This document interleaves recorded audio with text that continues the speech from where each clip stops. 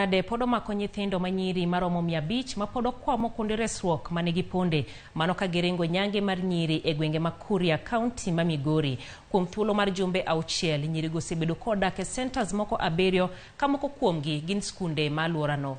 Luoro margi en ni skunde go iyaw ka gin bende gigeno riwre kod jopuonjre wetegi ka skunde gi chieng' yep. Midhiero machielo en ni moko kuomgi oluor ni anyuola gi kidek kwedogi nikech ne gitamre nyange. Gikwayo oganda gi mondo oyie orwak gi pacho kendo sir somgi ka ok ochungi kod nyange kata keny mohew.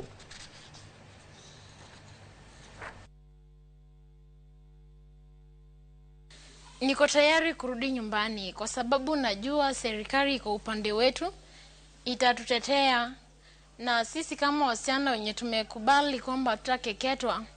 Ningeomba serikali, kuna familia zingine zenye hawajiwezi nyumbani, wasichana wana moyo wa kusoma, lakini kwa sababu hakuna uwezo wanaona ni heri waende wakeketwe waoleke.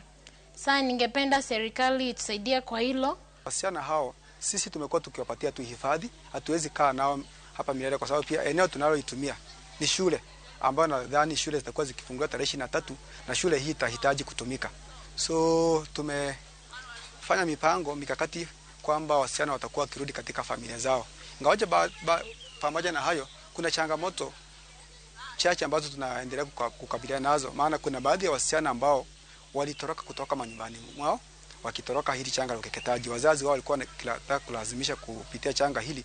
Tumekubaliana na serikali kwamba tushirikiane, sababu sisi kama shirika hatuna nguvu za kulazimisha wazazi kuchukua watoto hawa, lakini sasa ni jukumu la serikali kuhakikisha kwamba hawa watoto wamerudi nyumbani.